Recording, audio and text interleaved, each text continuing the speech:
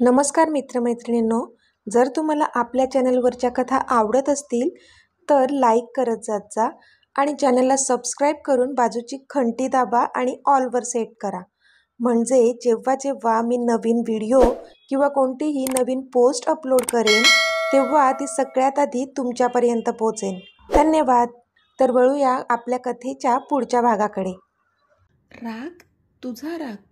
तू आहेस कोण माझी, जो मी तुझा राग करेल? नाही अगं. हो, होणारी बहिणी जरूर आहेस. वुड बी मिसेस युविका अक्षय इनामदार. तो टाळ्या वाजवत हसत बोलला तसं तिलाच कसं तरी झालं, कारण ते बोलताना त्याला किती वेदना होत असतील माहीत होतं तिला. आधी प्लीज, ती बोलली. Please what? त्याने विचारलं. आधी, तुला माहीत आहे माझी मजबुरी आहे म्हणून मी हे लग्न करते, पण तुझी काय मजबुरी आहे? तू कसा तिच्याशी लग्न करण्यास होकार दिला? तिने विचारलं. जसा तू अक्षयशी लग्न करण्यास होकार दिलास ना, तसाच. तो तिच्या डोळ्यात बघून बोलला तशी आपोआपच तिची नजर खाली गेली. आता पुढे. असं नको बोलू आधी, प्लीज, ती रडवेल्या आवाजात बोलली. मग कसं बोलू? जे खरं आहे तेच तर बोलतोय ना मी, तो बोलला. तुला माहीत आहे माझी सिच्युएशन, तरी तू असं बोलतोय? ती बोलली. हो, मीच समजून घेतोय नेहमी, पण तुला मात्र काहीच समजून घ्यायचं नाही आहे, हो ना? तो बोलला तशी पुन्हा तिने मान खाली घातली. माझी अवस्था कशी झाली ह्याची थोडी तरी कल्पना आहे का तुला? इतके दिवस मी कसा जगतोय ते फक्त मलाच माहीत आहे, पण तुला त्याचं काय ना? तो चिडून बोलला. आधी, ती पुन्हा रडवेल्या स्वरात बोलली. आदित्य, आदित्य हाक मारायची मला.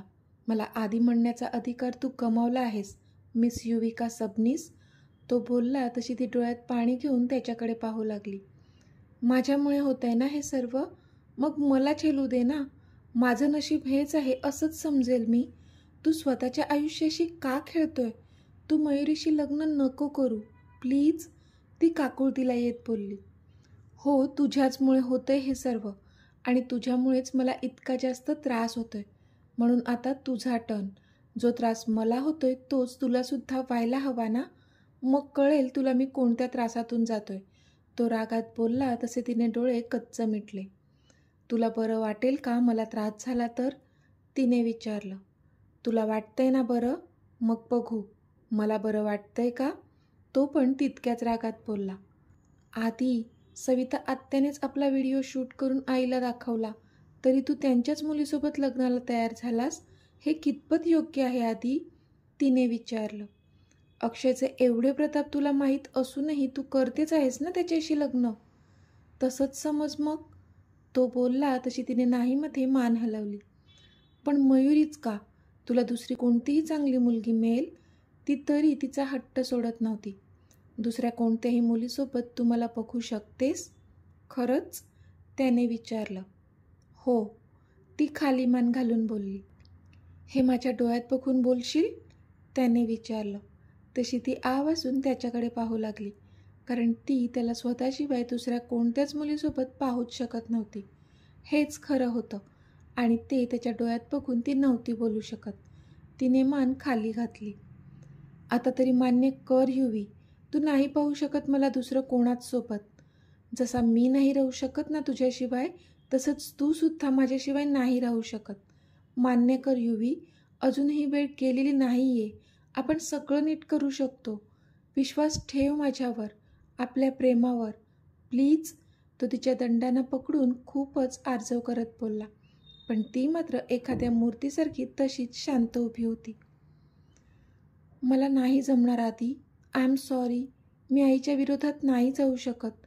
मी माझ्या सुखासाठी तिला नाही दुखवू शकत. तिला काही झालं तर मी स्वतःला कधीच माफ नाही करू शकणार. ती खाली मान घालून बोलली तशी त्याने रागात हाताची मूठ आवळली. तुला समजावणं म्हणजे माझ्यासाठी खरंच एक टास्क झाला आहे. मी कितीही समजावण्याचा प्रयत्न केला तरी तुझा नाचापाडा आहेच. मला तर आत्ता स्वतःचीच कीव येते की मी तुझ्यावर प्रेम केलं, एका अशा मुलीवर जिला माझ्या भावनांची कदरच नाही. मी खूप प्रेम केलं आहे तुझ्यावर युवी, पण आत्ता नाही. आता बास. आता मी फक्त तुझा तिरस्कार करतो. I hate you, I hate you. तो रागात बोलला आणि तिथून निघून जाऊ लागला. पण त्याचे शब्द मात्र तिचं काळीज चिरून आर पार गेले. तिने भरल्या डोळ्यांनी त्याचा हात पकडला. आय एम सॉरी, ती बोलली. हात सोड माझा, तुला तो अधिकार नाही आता. मिस युविका, आणि आता तू पण बघशील, लग्न तर मी करणारच आणि मयुरीशीच करणार, तो बोलला आणि तिचा हात झिडकारून तिथून निघून गेला. ती मात्र भरल्या डोळ्यांनी त्याच्या पाठमोऱ्या आकृतीकडे पाहत राहिली. आधी आता त्याच्या रूममध्ये आला होता आणि त्याने सगळी रूम अस्ताव्यस्त केली होती. काय करू मी ह्या मुलीचं? काही समजून घ्यायलाच तयार नाही आहे. कसं करू मी आता? ओ गॉड, तो डोक्याला हात पकडून स्वतःशीच बोलला. खूप डिप्रेस झाला होता बिचारा. तो तसंच शून्यात बघत बसला होता. इतक्यात त्याचा फोन वाजला. रियांश कॉलिंग येत होतं. हा रियांश, आदी बोलला. काय झालं आदी? तुझा आवाज का असा येतोय? तू ठीक आहेस ना? त्याने विचारलं. हो, तू बोल, आदी बोलला. मी माझ्या 2-3 माणसांना त्या दिव्याच्या शोध मोहिमेवर लावलं होतं. रियांश बोलला तशी आदीच्या डोळ्यात चमक आली. हो, मग पुढे? लागला का तिचा काही पत्ता? आदीने खूप आशेने विचारलं. नाही आदी, सॉरी, रियांश बोलला तशी होती नव्हती ती सगळी आशा मावळली त्याची. दिव्या आणि तिची बहीण हे शहर सोडूनच गेले आहेत. त्यांनी कुठेच त्यांचा नंबर किंवा कॉन्टॅक्ट ॲड्रेस दिलेला नाही आहे, रियांश बोलला. तिचे आई वडील? त्यांना माहीत असेल, आदीने विचारलं.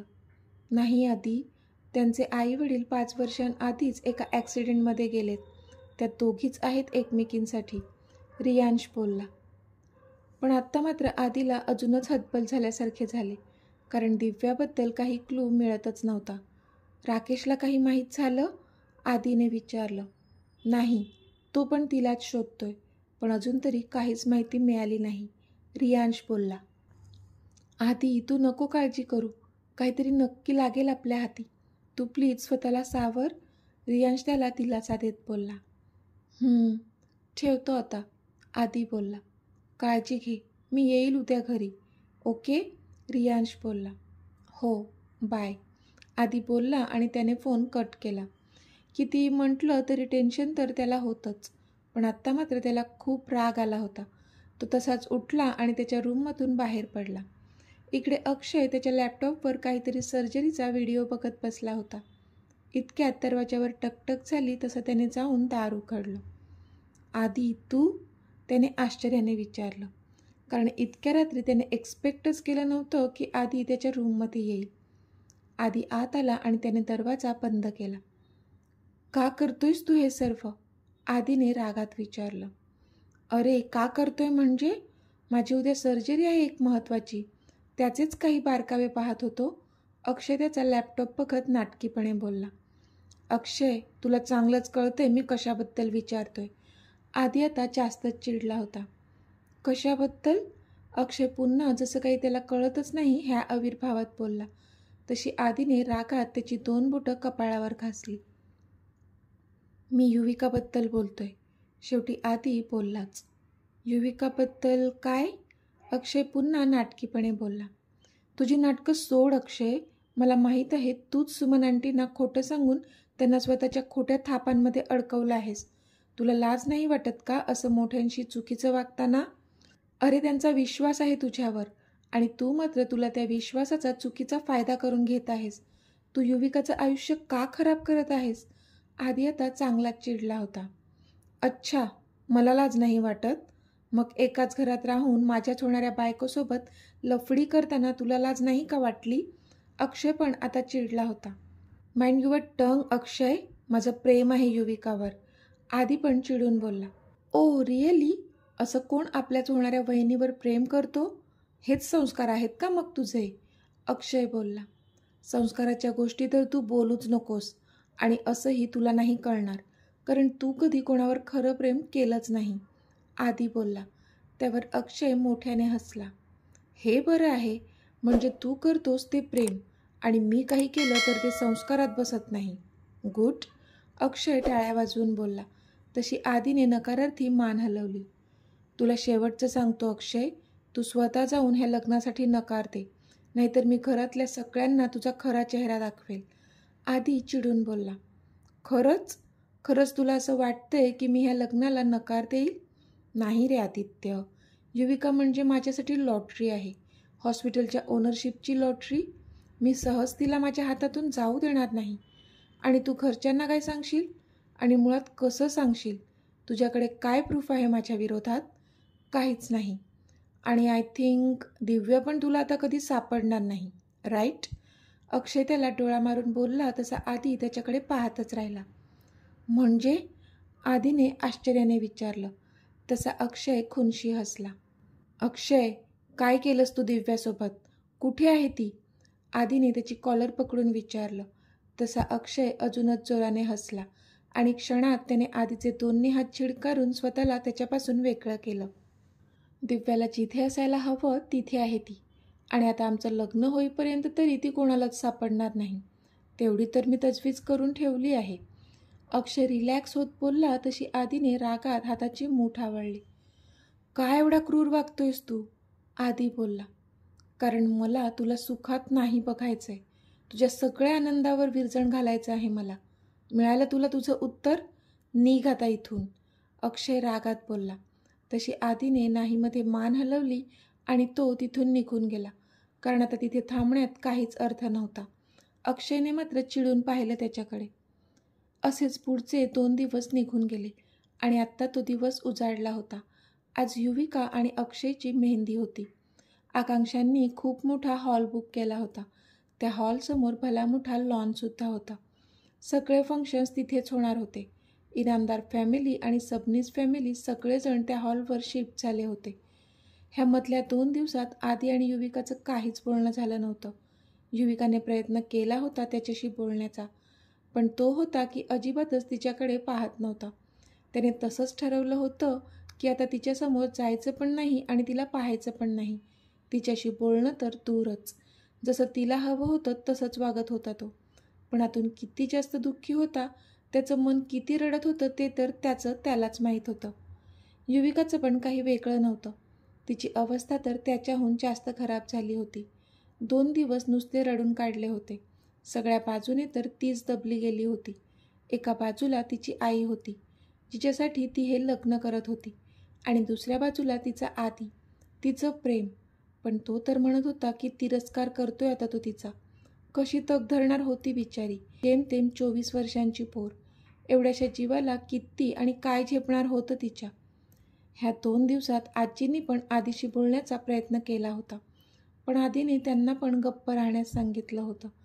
कारण आपण कितीही प्रयत्न जरी केला तरी जिच्याशी आपल्याला लग्न करायचं आहे, जर का तीच रेडी नसेल तर काय फायदा सगळा खटाटोप करून. युविकाला कितीही समजावलं तरी ती समजून घेतच नव्हती. तिचं फक्त आईला दुखवायचं नाही आहे एवढंच काय ते चाललं होतं. मग तो तरी काय करणार होता. अनु, तिचा नवरा आणि अबीर पण लग्नासाठी आत्ताच पोहोचले होते. अबीरने तर सरळ त्याच्या मामाच्या रूममध्ये धाव घेतली. अरे अबीर, हाव आर यू बच्चा? आदीने त्याला उचलून घेतलं होतं. मामा, आर यू क्राईंग? अबीरने आदीचे डोळे पुसत विचारलं. नो बच्चा, आय एम नॉट क्राईंग, आदी कसंनुसं हसत बोलला आणि त्याने त्याची नजर फिरवून डोळ्यातले अश्रू अडवले. नो मामा, I saw you wear crying. तरी अबीर बोलतच होता, कारण खोटं कुठे बोलत होता तो. खरंच तर होतं ते. आदी खरंच रडत होता. ते जाऊ दे, मम्मा पप्पा पण आले आहेत ना? आदीने विषय बदलत विचारलं. हो मामा, पण मामा मला एक विचारायचं आहे, अबीर बोलला. हो विचार ना, आदी बोलला. मम्मा म्हणत होती की अक्षय मामा आणि युविका मामीचं लग्न आहे, पण युविका मामी तर तुझी मामी आहे ना?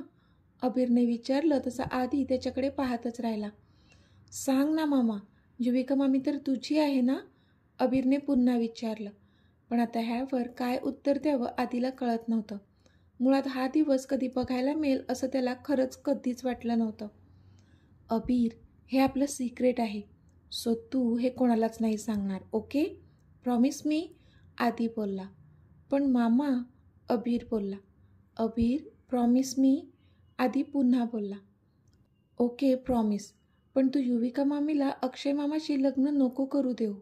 तिला तुझ्याजवळच ठेव. मला ती खूप आवडते. अबीर बोलला तसं आदीने त्याला छातीशी कवटाळलं. आता तुला काय सांगू अबीर, माझा तर जीव जळतोय तिला अक्षयच्या जवळपास पण पाहून. पण काय करू राजा, माझे पण हात तकडाखाली आहेत. आधी मनातच बोलला. इथे मेहंदीसाठी चांगल्या आर्टिस्ट मागवल्या होत्या आणि स्टेजवर छान डेकोरेशनसुद्धा केलं होतं. जिथे लिहिलं होतं युविकाची मेहंदी, ते वाचूनच युवीचे डोळे भरून आले. किती स्वप्न रंगवली होती की ह्या हातावर तिच्या आधीच्या नावाची मेहंदी असेल. पण नाही, नशिबाला मात्र वेगळंच काहीतरी मंजूर होतं. अक्षता आणि मिहिका युविकाला घेऊन स्टेजवर चढल्या होत्या, जिथे फंक्शन सुरू होणार होतं. त्याने तिला तिथे सजवलेल्या चौरंगावर बसवलं. एवढा छान लेहंगा घातला होता तिने, त्यावर मॅचिंग इयरिंग्स घातले होते आणि छानसा मेकअप पण केला होता. पण तरी त्या सुंदर चेहऱ्यावर काहीतरी कमीच जाणवत होती. ती म्हणजे तिच्या ओठांवरची स्माईल, जी आता गायब होती.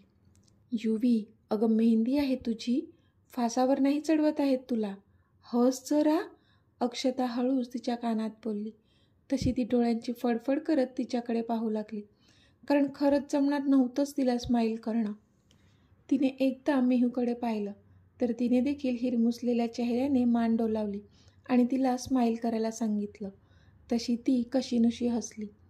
पण तिच्या हसण्याची वेळ आणि आधीच्या तिथे येण्याची वेळ मात्र एकच झाली आणि दोघांची नजरानजर झाली. पण तिला आता हसताना पाहून आधीला अजून जास्त दुःख झाले. म्हणजे माझी इथे काय अवस्था झाली आहे आणि ती मात्र तिची मेहंदी अगदी आनंदाने एन्जॉय करत आहे. त्याने मनातच तिच्याबद्दल ग्रह केला आणि त्याला तिचा अजून जास्त राग आला. इतक्यात तिथे मयुरी आली. हे आधी, तू इथे आहेस? मी तुला कुठे कुठे शोधलं अरे, ती आधीजवळ येत बोलली. तसा आधीने एक कटाक्ष युविकावर टाकला आणि तिच्याकडे बघतच त्याने मयुरीचा हात हातात घेतला. मयू, तू पण मेहंदी काढणार ना तुझ्या हातावर? त्याने युविकाकडे बघत नजर मयुरीकडे वळवत विचारलं. हो, मी पण काढणार आहे मेहंदी, मयुरी आनंदाने बोलली. तिला तर विश्वास बसत नव्हता. आधी तिचा हात हातात घेऊन उभा होता, पण इथे युविकाचा मात्र जीव तीळ तीळ तुटत होता. त्याने मयुरीचा हात जो हातात घेतला होता, कशी सहन करणार होती ती? मयू, माझं नाव लिहिशील ना तू तुझ्या हातावर? आधीने तिचा हात जवळ घेत विचारलं. तसं मात्र युवीला सहन नाही झालं आणि तिने मान दुसरीकडे वळवली. त्याचे शब्द अक्षरशः वार करत होते तिच्या हृदयावर, जे सहन करण्याच्या पलीकडे झालेलं तिला. ऑफकोर्स तुझंच नाव लिहिणार ना, आफ्टर ऑल आपलं लग्न होणार आहे, मयुरी लाजत बोलली. Okay, I am very much desperate to see my name on your hand. तो तिचा हात अजून जवळ घेत हसून बोलला. तशी ती अजूनच लाजली आणि इथे युविकाच्या काळजाचं मात्र पाणी पाणी झालं. तर मित्रमैत्रिणींनो, आजचा भाग तुम्हाला कसा वाटला ते मला कमेंटमध्ये सांगा. आणि जर आवडला असेल तर व्हिडिओला लाईक करा, शेअर करा आणि चॅनलला सबस्क्राईब करून बाजूची घंटी नक्की दाबा. चला तर भेटूया आपल्या पुढच्या भागात. तोपर्यंत धन्यवाद.